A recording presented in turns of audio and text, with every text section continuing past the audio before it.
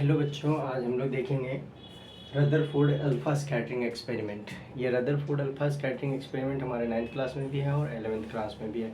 Rutherford ने इस experiment के द्वारा न्यूक्लियस को खोज किया था। जैसे जॉन डाल्टन ने एटम का खोज किया था, तो रदरफोर्ड ने न्यूक्लियस का खोज किया था। ये थ्योरी क्या कहता है, हम लोग देखते हैं उन्होंने क्या एक्सपेरिमेंट किया था। तो सबसे पहले उन्होंने गोल्ड का एक थिन फॉइल लिया था, बहुत ही पतला फॉइल लिया था गोल्ड का, सोने का, और उस पर उन्होंने अल्फ़ा पार्टिकल का बम्बार्डमेंट करवाया था। अल्फ़ा पार्टिकल का बम्बार्डमेंट करवाने पर क्या कुछ ऑब्जर्वेशन उन्होंने देखा, वो हम लोग देखते हैं इसमें। तो यहाँ लिखेंगे Rutherford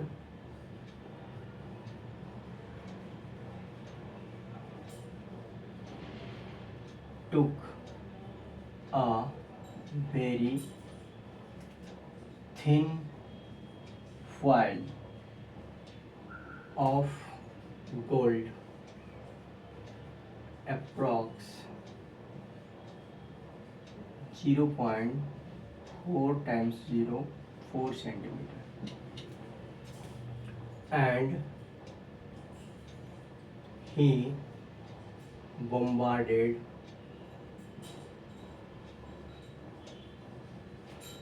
alpha particles on that foil, और उन्होंने अल्फ़ा पार्टिकल का बम्बार्डमेंट कराया था। देखते हैं इसमें क्या रिलेटेड डायग्राम होते हैं। ये उन्होंने एटम लिया, गोल्ड के अंदर बहुत सारे एटम होते हैं, तो उसमें से एक एटम को हम कंसीडर करते हैं।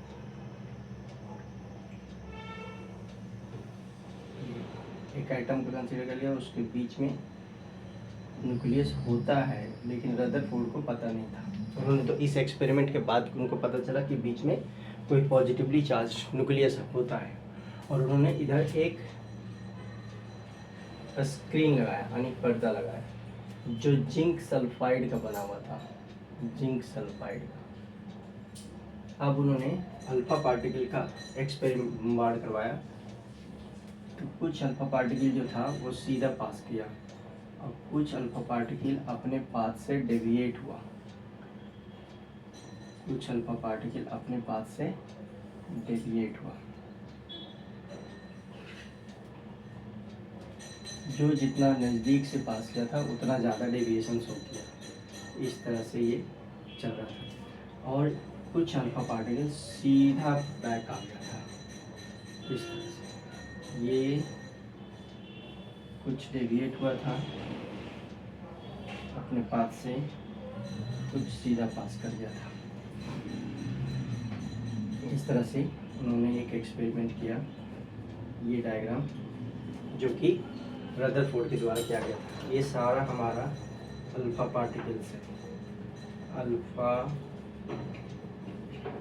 पार्टिकल्स, ये अल्फ़ा पार्टिकल्स। ये रेडियम से आता है। रेडियम एक हमारा रेडियो एक्टिव एलिमेंट होता है, जो कि अल्फ़ा पार्टिकल का सोर्स होता है। उन्होंने रेडियम यूज़ किया था इस अल्फ़ा पार्टिकल को लेने के लिए। अब ये जिंक सल्फाइड का उन्होंने कैसे काउंट किया, तो इधर एक मशीन होती है जीएम काउंटर। जीएम काउंटर मतलब जिगर मुल्लर काउंटर, जो रेडियो एक्टिव पार्टिकल्स को काउंट करने का काम करता है। जैसे हमारा नोट को जो होते हैं ना, पैसे नोट को गिनने के लिए नोट काउंटिंग मशीन होती है, वैसे ही अल्फ़ा पार्टिकल्स को काउंट करने के लिए एक जिगर मुल्लर काउंटर होता है, जीएम काउंटर। एक इधर लगाया और एक जिगर मुल्लर काउंटर इधर लगाया उन्होंने। जिगर मुल्लर काउंटर जो अल्फ़ा पार्टिकल्स की संख्या को गिन रहा था। इधर से सपोज इन्होंने टोटल 22,000 अल्फ़ा पार्टिकल को भेजा, 22,000, 22,000 अल्फ़ा पार्टिकल को उन्होंने बम्बार्ड करवाया। तो इधर क्या देखा, इधर आ रहे थे 21,999, यानी एक अल्फ़ा पार्टिकल कम आ रहा था। तो फिर उन्होंने सोचा कि एक अल्फ़ा पार्टिकल आखिर जाता कहाँ है, तो एक अल्फ़ा पार्टिकल, फिर इन्होंने दूसरा जीएम काउंटर इधर लगाया, दूसरा जिगर मुल्लर काउंटर लगाया उन्होंने, इसको जिगर मुल्लर काउंटर कहते हैं। जिकर मुलर काउंटर।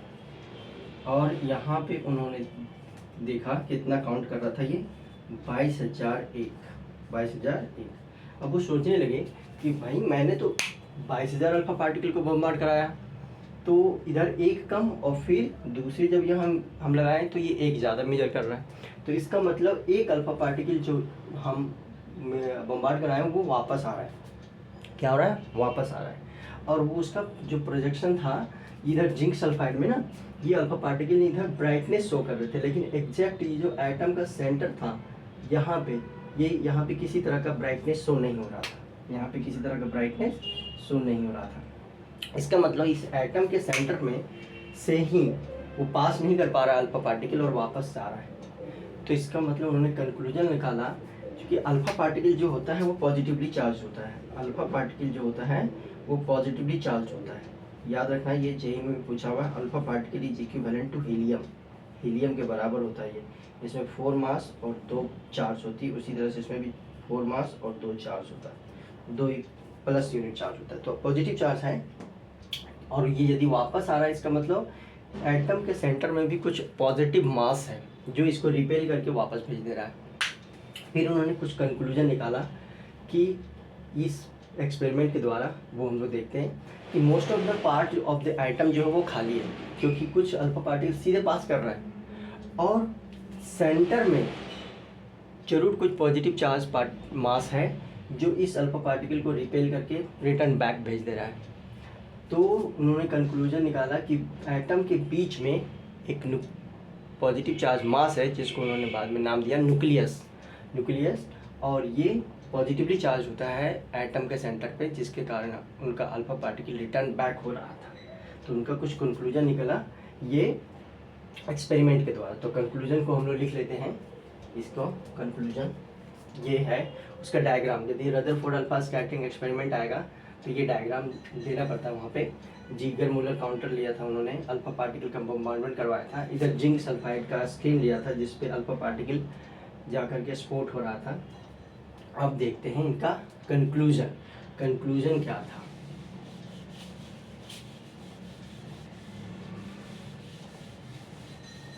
यहाँ पे अटेगा नहीं तो हम थोड़ा इसको हटाते हैं।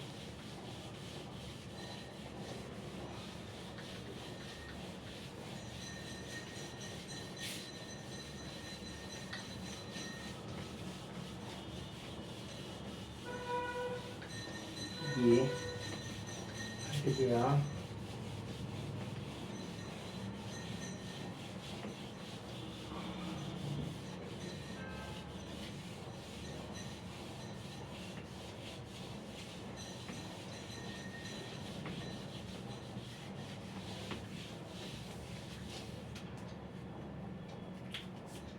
Rutherford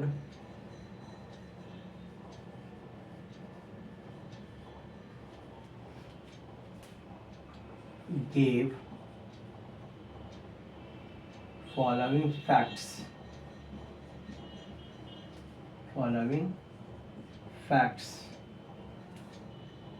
after doing experiment।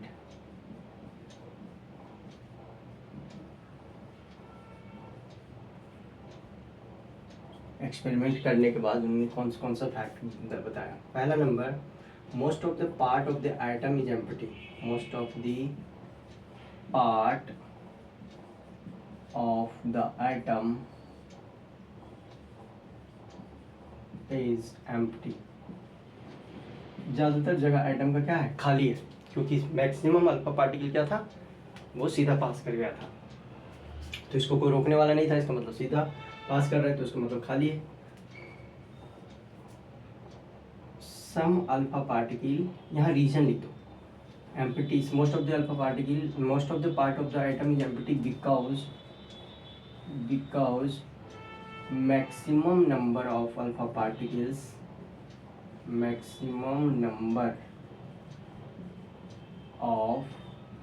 alpha particles go straight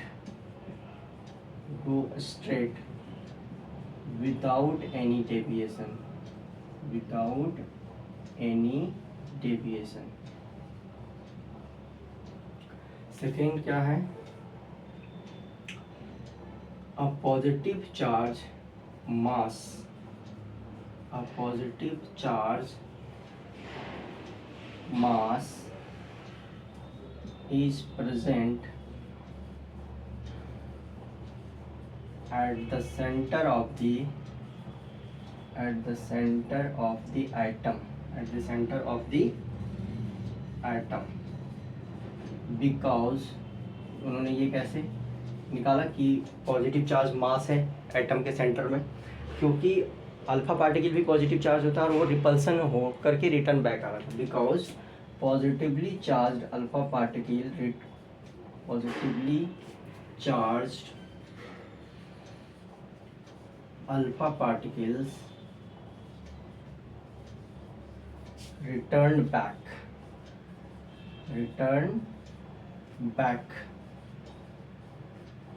from their original path of movement, from their original path of movement, original path of movement, return back हो रहा था, इसका मतलब पॉजिटिव चार्ज मास है। और उन्होंने क्या बोला कि electron revolve around the nucleus in its circular path.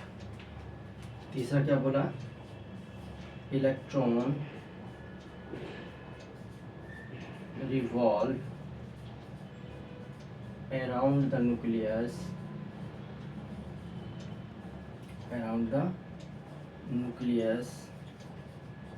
in its circular path,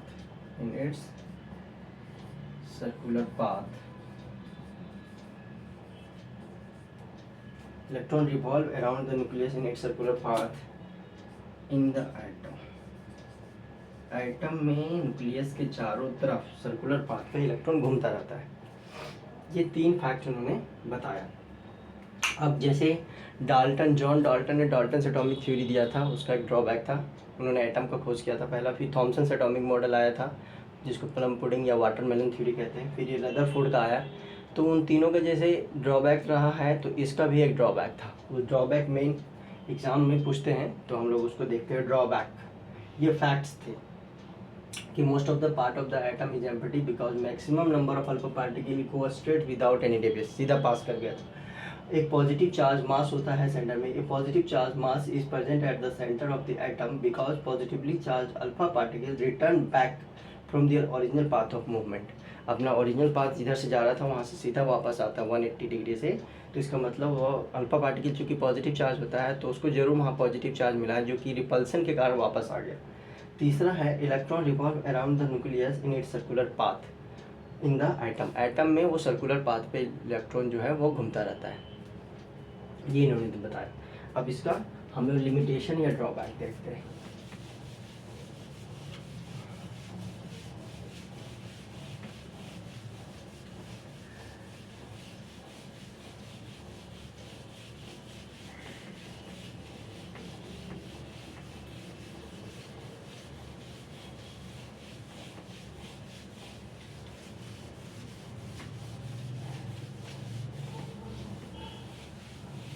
Limitation या drawback of Rutherford's alpha scattering experiment.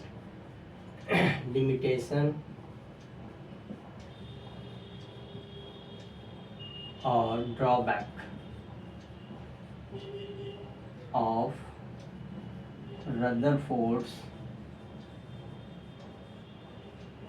Rutherford's alpha scattering experiment.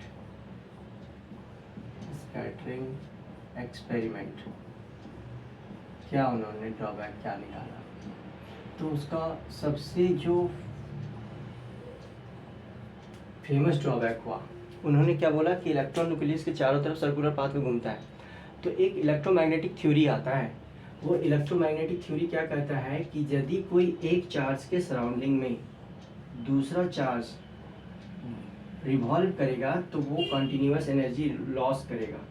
यदि एक चार्ज के सराउंडिंग में दूसरा चार्ज रिवॉल्व करेगा तो वो कंटिन्यूअस एनर्जी लूज करेगा। तो इलेक्ट्रॉन नेगेटिव चार्ज है और न्यूक्लियस पॉजिटिव चार्ज है उन्हीं के अकॉर्डिंग। तो यदि electron negative charge positive charge nucleus के चारों तरफ घूम रहा है तो ये एनर्जी लूज करेगा, और एनर्जी लूज करते करते इसका पाथ श्रिंक होगा और ये फाइनली न्यूक्लियस में गिर जाएगा। इस तरह का फेनोमेनन होना चाहिए अकॉर्डिंग टू इलेक्ट्रोमैग्नेटिक थ्योरी। क्योंकि जिस समय ये थ्योरी आया था रदरफोर्ड अल्फा स्कैटरिंग एक्सपेरिमेंट, उस समय इलेक्ट्रोमैग्नेटिक थ्योरी आ चुका था और वो कहता है कि यदि एक चार्ज के सराउंडिंग में दूसरा चार्ज पार्टिकल रोटेट करे तो वो कंटिन्यूस एनर्जी लूज करता है। तो यदि इलेक्ट्रॉन न्यूक्लियस के चारों तरफ घूम रहा है तो ये भी एनर्जी लूज करेगा। एनर्जी लूज करेगा तो इसका पाथ क्या होगा, धीरे धीरे छोटा होता जाएगा और फाइनली न्यूक्लियस में गिर जाना चाहिए। लेकिन ऐसा होता नहीं। यदि ऐसा होता तो हमारा एटम ही एग्जिस्ट नहीं करता, हमारी पूरी दुनिया क्या होती, सिकुड़ जाती न्यूक्लियस में। तो ऐसा होता नहीं है, तो इसका एक्सप्लेनेशन उनके पास नहीं था। क्या है ये, क्या है इसका drawback? According to electromagnetic theory when one charge particle revolve around,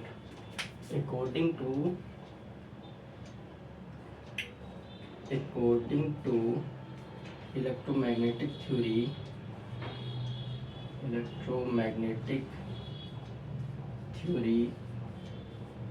when one charge particle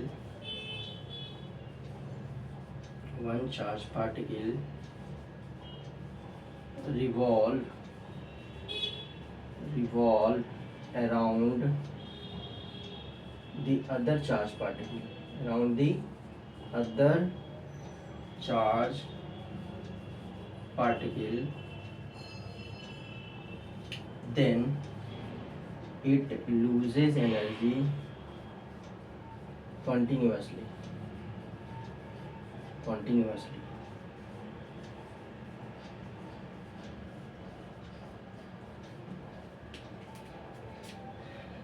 So in this way electron should fall into the nucleus. Electron को न्यूक्लियस में गिर जाना चाहिए, but it does not happen.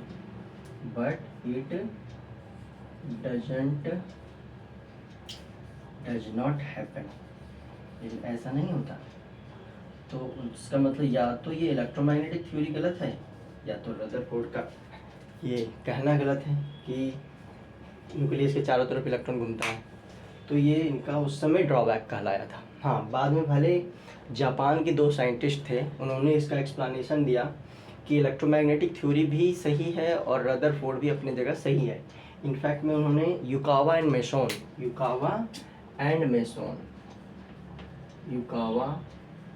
Meson 2 जापानी scientist थे।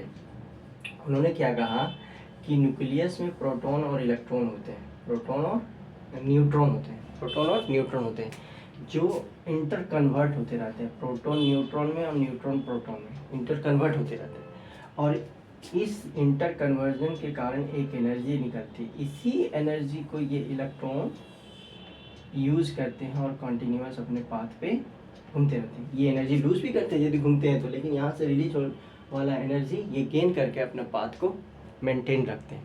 बाद में पता चला कि नहीं, रदरफोर्ड भी अपनी जगह सही है, न्यूक्लियस के चारों तरफ इलेक्ट्रॉन मूव करता है। इलेक्ट्रोमैग्नेटिक थ्योरी भी सही है कि यदि कोई चार्ज पार्टिकल दूसरे चार्ज पार्टिकल के अराउंड घूमेगा तो कंटिन्यूअस एनर्जी लूज करेगा।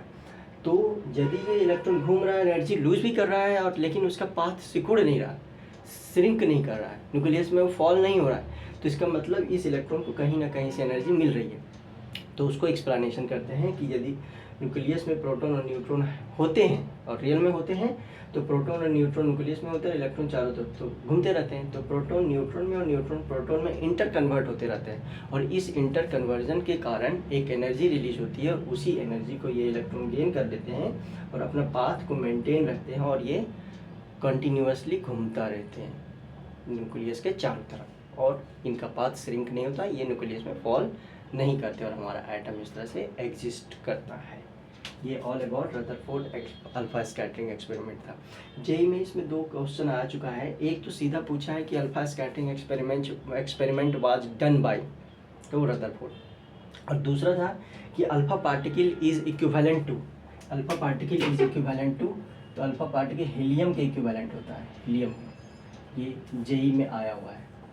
And nucleus was discovered by Rutherford, atom was discovered by John Dalton. इस तरह का चीज़ें हैं यहाँ पे। This is all about Rutherford's alpha scattering experiment.